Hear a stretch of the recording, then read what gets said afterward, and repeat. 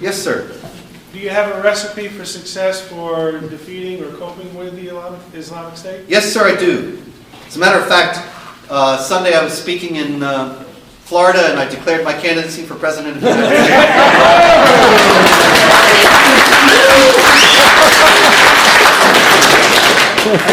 States. No, I'm not serious.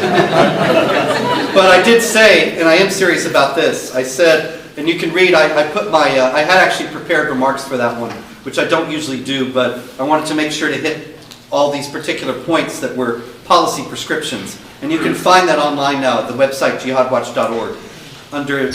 There are a lot of articles there, but you'll see Robert Spencer for President 2016. But I said that I have no political experience, I've never run for office, I've never held office, never been part of the Washington establishment, and I don't know anything about politics. I have no organization, no staff, and no money. Therefore, I'm just the man for the job. And that is a serious point there, that we need people who are completely outside this rotten establishment that has led us down so many blind alleys. But there are many things that can and should be done, and they're outlined in that talk. I will give a few here. One is, for example, I touched on Turkey, and we need to reconfigure our alliances. The head of the Pakistani Christian Association, a couple weeks ago, there was a Pakistani Christian couple, and they were accused of blaspheming against Islam. Yes. And a Muslim mob got together and lynched them and murdered them. Yes.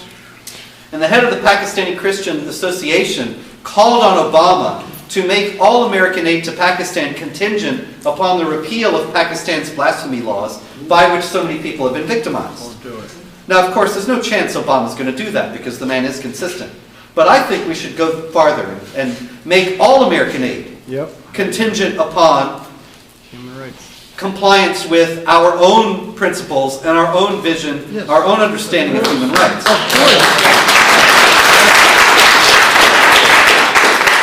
And so no state that institutionalizes oppression of women, oppression of non-Muslims, no state that teaches the genocidal hatred that you see on Palestinian TV, they will not receive a penny until they clear that up. And until they prove to us that it's gone and they're teaching against these things. You know, the Palestinians should not receive a penny. Gaza should not receive a penny until not only do they stop the genocidal incitement on Palestinian TV, but they actually teach that Israel must exist, that it's their land, they have to live in peace, and we're going to get along with them. And they start teaching that instead of all the hatred and venom that they spew out all the time. Right. And then they might receive some aid. We'll see. We need to classify our organizations in the United States, the Muslim organizations in the United States, as political if they engage in political activity. Right now, under the guise of the First Amendment and religious freedom, we have groups that are actively working to pursue that Muslim Brotherhood goal of eliminating and destroying Western civilization from within. Now, I have no problem. You know, people talk about these anti-Sharia laws that several states have passed. And they say that restricts Muslim religious freedom. I'm not interested in restricting Muslim religious freedom in the slightest. The First Amendment is absolutely to be upheld and protected. But the First Amendment is not a requirement that the United States commit suicide. And the idea is this, that the First Amendment protections end, or ought to end, where subversion begins. And where activity to replace the U.S. Constitution with Islamic law, and any activity to infringe upon the freedom of speech, or the equality of rights of women, or anything else that is taught in Islamic law but protected by the U.S. Constitution, then that's where your protections end. You know, in the 1890s, Utah wanted to become a state. And the United States government outlawed polygamy and said, Utah cannot become a state until the Mormons outlaw polygamy. And the Mormons outlawed polygamy. And nobody was saying, oh, this is their religious freedom, you can't do that. You're infringing upon the First Amendment. It was understood that there were national interests involved in doing this.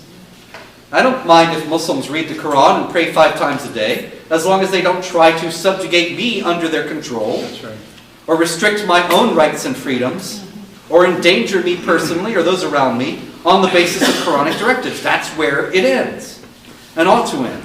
And there needs to be legal minds and constitutional scholars who work out the details of this. But that would be a very important job of my administration, or any sane administration. The energy, you know, a lot of this has happened because of the, and I talk about bipartisan cluelessness, a lot of this is because of the Bush administration's closeness to the Saudis.